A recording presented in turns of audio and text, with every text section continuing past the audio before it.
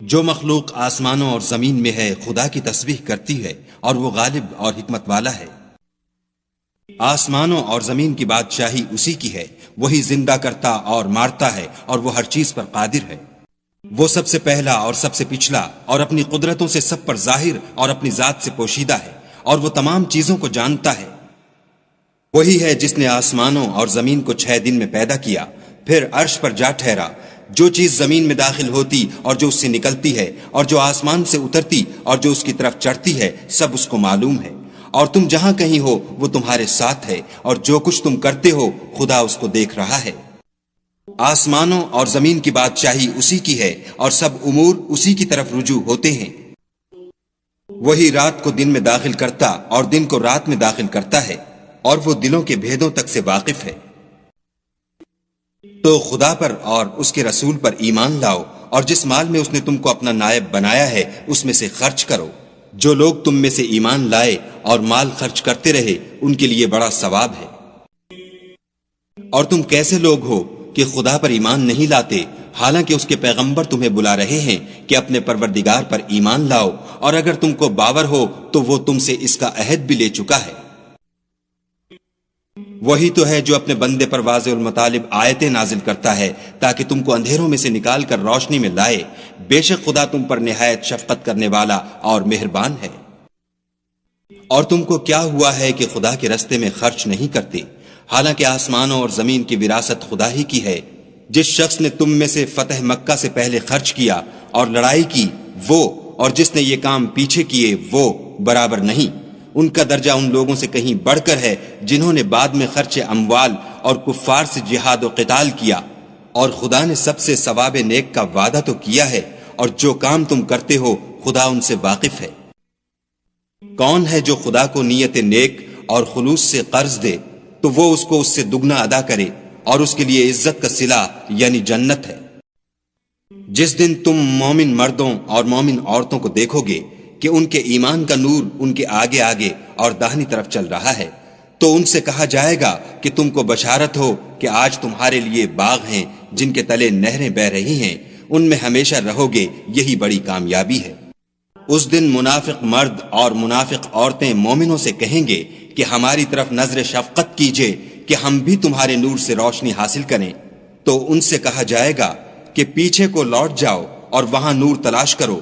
پھر ان کے بیچ میں ایک دیوار کھڑی کر دی جائے گی جس میں ایک دروازہ ہوگا، جو اس کی جانب اندرونی ہے اس میں تو رحمت ہے، اور جو جانب بیرونی ہے اس طرف عذاب و اذیت۔ تو منافق لوگ مومنوں سے کہیں گے کہ کیا ہم دنیا میں تمہارے ساتھ نہ تھے؟ وہ کہیں گے کیوں نہیں تھے، لیکن تم نے خود اپنے تئیں بلا میں ڈالا اور ہمارے حق میں حوادث کے منتظر رہے اور اسلام میں شک کیا، اور لا طائل آرزوؤں نے تم کو دھوکہ دیا، یہاں تک کہ خدا کا حکم آ پہنچا اور خدا کے بارے میں تم کو شیطان دغاباز دغا دیتا رہا۔ تو آج تم سے معاوضہ نہیں لیا جائے گا اور نہ وہ کافروں ہی سے قبول کیا جائے گا۔ تم سب کا ٹھکانہ دوزخ ہے کہ وہی تمہارے لائق ہے اور وہ بری جگہ ہے۔ کیا ابھی تک مومنوں کے لیے اس کا وقت نہیں آیا کہ خدا کی یاد کرنے کے وقت اور قرآن جو خدائے برحق کی طرف سے نازل ہوا ہے اس کے سننے کے وقت ان کے دل نرم ہو جائیں، اور وہ ان لوگوں کی طرح نہ ہو جائیں جن کو ان سے پہلے کتابیں دی گئی تھیں، پھر ان پر زمانے طویل گزر گیا تو ان کے دل سخت ہو گئے اور ان میں سے اکثر نافرمان ہیں۔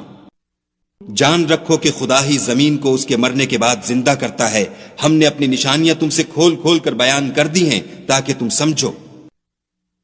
جو لوگ خیرات کرنے والے ہیں، مرد بھی اور عورتیں بھی، اور خدا کو نیت نیک اور خلوص سے قرض دیتے ہیں، ان کو 2 چند ادا کیا جائے گا اور ان کے لیے عزت کا صلہ ہے۔ جو لوگ خدا اور اس کے پیغمبروں پر ایمان لائے، یہی اپنے پروردگار کے نزدیک صدیق اور شہید ہیں، ان کے لیے ان کے اعمال کا صلہ ہوگا اور ان کے ایمان کی روشنی۔ اور جن لوگوں نے کفر کیا اور ہماری آیتوں کو جھٹلایا وہی اہل دوزخ ہیں۔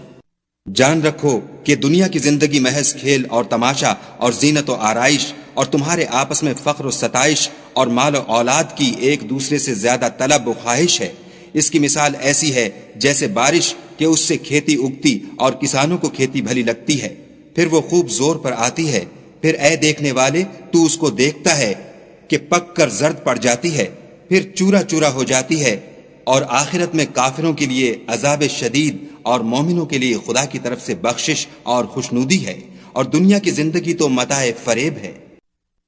بندو اپنے پروردگار کی بخشش کی طرف اور جنت کی طرف جس کا عرض آسمان اور زمین کے عرض کا سا ہے، اور جو ان لوگوں کے لیے تیار کی گئی ہے جو خدا پر اور اس کے پیغمبروں پر ایمان لائے ہیں، لپکو۔ یہ خدا کا فضل ہے جسے چاہے عطا فرمائے، اور خدا بڑے فضل کا مالک ہے۔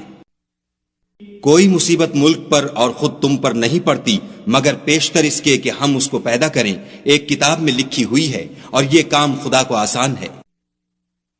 تاکہ جو مطلب تم سے فوت ہو گیا ہو اس کا غم نہ کھایا کرو، اور جو تم کو اس نے دیا ہو اس پر اترایا نہ کرو، اور خدا کسی اترانے اور شیخی بگھارنے والے کو دوست نہیں رکھتا۔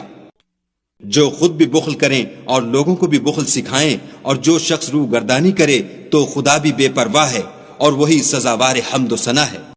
ہم نے اپنے پیغمبروں کو کھلی نشانیاں دے کر بھیجا، اور ان پر کتابیں نازل کی اور ترازو یعنی قواعد عدل، تاکہ لوگ انصاف پر قائم رہیں، اور لوہا پیدا کیا، اس میں اسلحہ جنگ کے لحاظ سے خطرہ بھی شدید ہے اور لوگوں کے لیے فائدے بھی ہیں، اور اس لیے کہ جو لوگ بن دیکھے خدا اور اس کے پیغمبروں کی مدد کرتے ہیں خدا ان کو معلوم کرے، بے شک خدا قوی اور غالب ہے۔